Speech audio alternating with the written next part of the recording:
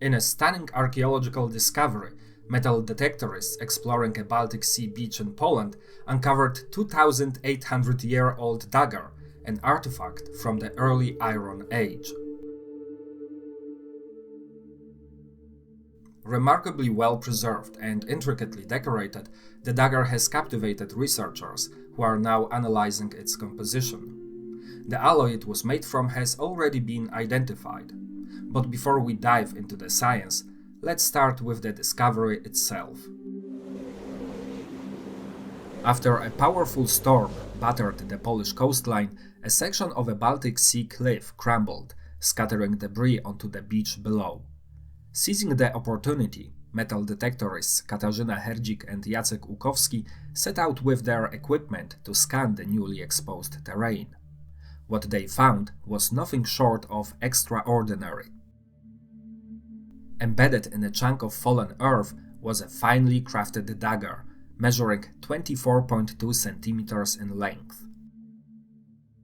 Katarzyna Herdzik never expected to make such a significant discovery, but the moment she laid eyes on the artifact, she knew it was something special. Jacek Łukowski shared her astonishment, admitting that this was the most valuable find of his career.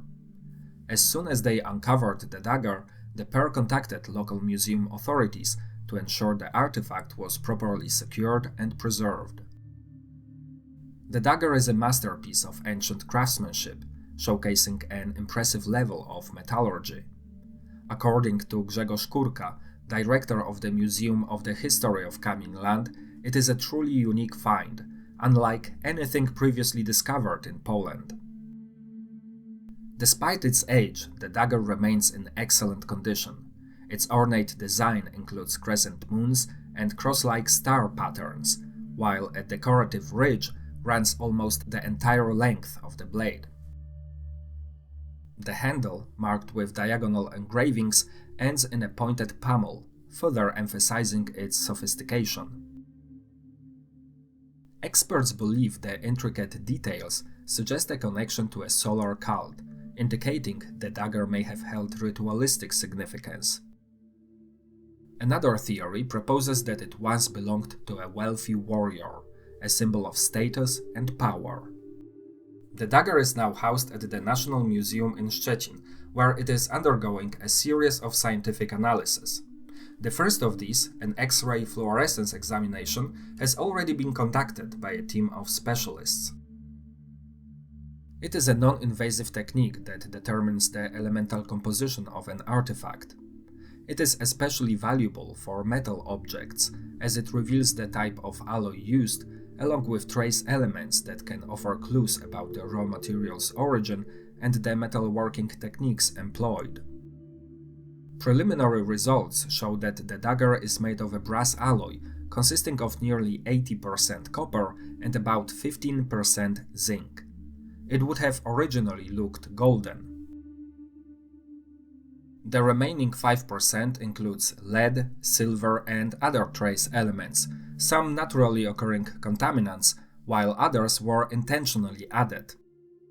In particular, lead was deliberately incorporated to lower the alloy's melting point, making it easier to work with. Brass is a softer material than bronze, which, combined with the dagger's elaborate decorations, suggests that it may have served a symbolic or ritualistic purpose rather than being a practical weapon. However, traces of wear on the blade could provide further insight into how it was used. This analysis is just the first step of a comprehensive examination of the dagger. The goal is not only to confirm the authenticity of this extraordinary find, but also to gain deeper insights into the metalworking techniques of the time. The dagger has initially been dated to around 800 BC, placing it in the Hallstatt period of the early Iron Age. The Hallstatt culture was the dominant archaeological culture in Western and Central Europe. It developed in the 12th century BC and eventually collapsed in the 5th century BC. Named after its type site in Hallstatt, Austria, a lakeside village with a rich salt mine and more than 1,300 known burials, It is renowned for its fine artifacts and the sophistication of its people. Although the culture was primarily agricultural, it was also notable for its advanced metalworking. By the end of the Hallstatt period, long-range trade had become economically significant, connecting Central Europe with Mediterranean civilizations. Social hierarchies were becoming more pronounced, with elites such as chieftains and warriors emerging, possibly alongside specialists in many crafts. Hallstatt society was likely organized on a tribal basis, though much of its structure remains a mystery. Most settlements were small villages, though some grew large enough to be considered towns by modern standards. Toward the end of the period, however, many of these settlements were either abandoned or overthrown. Once the full analysis of the dagger is completed, it will likely be put on display in a museum, though the final decision on its location has yet to be made. Like and subscribe.